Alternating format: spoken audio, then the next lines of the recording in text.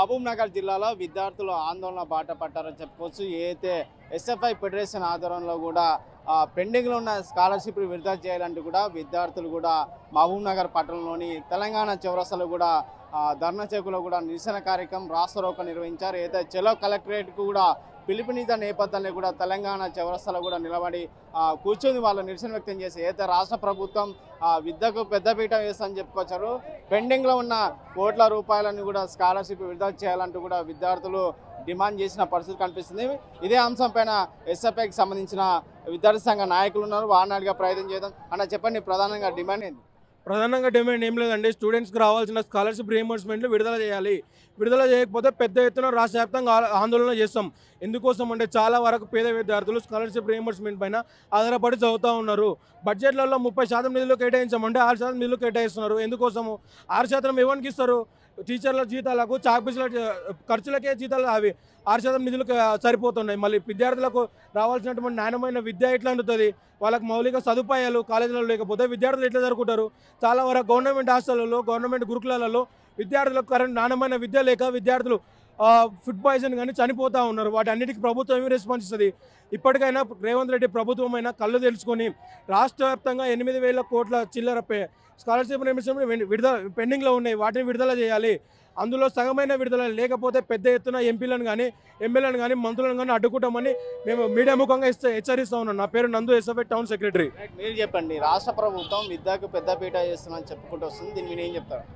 ప్రధానంగా గత గవర్నమెంట్ చేసినటువంటి తప్పుదాలే ఈ గవర్నమెంట్ కూడా చేస్తుందని మేము అనుకుంటున్నాం. ఎందుకోసం అంటే విద్యారంగాన్ని ఏ ప్రభుత్వం వచ్చినా నిర్లక్ష్యం చేస్తున్నటువంటి పరిస్థితి. విద్యారంగానికి సరైనటువంటి నిధులు కేటాయించరు. పెండింగ్లో ఉన్నటువంటి ఫీజు రియంబర్స్మెంట్, స్కాలర్షిప్స్ విడుదల చేయరు. విద్యారంగంలో ఉన్నటువంటి మౌలిక సదుపాయాలపైన వీళ్ళకి సోయి ఉండదు. కానీ మేము ప్రజలకు అర్చేస్తాం, ప్రజాప్రభుత్వం అని చెప్తుంది ఈ కాంగ్రెస్ గవర్నమెంట్. మరి విద్యార్థుల పరిస్థితి ఏంటి? అసలు విద్యార్థులకు రియంబర్స్మెంట్ రాక డిగ్రీ విద్యార్థులు చాలా అవస్థలు పడుతున్నటువంటి పరిస్థితి. స్కాలర్షిప్ల మీదే బస్ పాస్లని, నోట్బుక్స్ అని, వాళ్ళకి డ్రెస్ కానీ ఇతర మెటీరియల్ కానీ స్కాలర్షిప్ల మీద ఆధారపడి విద్యార్థులు చదువుతున్నటువంటి పరిస్థితి. ఇట్లాంటి సందర్భంలో విద్యారంగానికి నిర్లక్ష్యం చేస్తున్నటువంటి గవర్నమెంట్ మేము ఒకటే డిమాండ్ చేస్తూ ఉన్నాం. పెండింగ్లో ఉన్నటువంటి స్కాలర్షిప్స్, ఫీజు రియంబర్స్మెంట్ అతి త్వరలో విడుదల చేయకపోతే రాష్ట్ర వ్యాప్తంగా చెలో అసెంబ్లీ లేకపోతే చెలో సెక్రటరీకి కూడా ఎస్ఎఫ్ఐ పిలుపునిస్తుంది. ఖచ్చితంగా త్వరలో మేము కోరినటువంటి ఈ డిమాండ్స్ ప్రభుత్వం స్పందించి విద్యార్థుల స్కాలర్షిప్స్, ఫీజు రియంబర్స్మెంట్ విడుదల చేయాలని మేము డిమాండ్ చేస్తా ఉన్నాం. నా పేరు భరత్, ఎస్ఎఫ్ఐ జిల్లా కార్యదర్శి. మీరు చెప్పండి, ప్రధానంగా డిమాండ్ ఏం కోరబోతుంది రాష్ట్ర ప్రభుత్వం? మాకు స్కాలర్షిప్స్ని విడుదల చేయండి. మేము స్కాలర్షిప్స్ ద్వారా బుక్స్, ఈ బస్ ఛార్జెస్, బస్ పాస్లను కూడా తీసుకోవాలనుకుంటున్నాం. అవసరమైతే మెటీరియల్స్ కూడా కొనుక్కోవడానికి డబ్బులు లేకుండా అయిపోతుంది. ఎగ్జామ్స్ ఫీజెస్ కూడా కట్టలేకపోతున్నాం. అట్లా కాకుండా మీరు స్కాలర్షిప్స్ని విడుదల చేస్తారని కోరుకుంటూ ఈ ఉద్యమం చేస్తున్నాం ఎస్ఎఫ్ఐ నుంచి.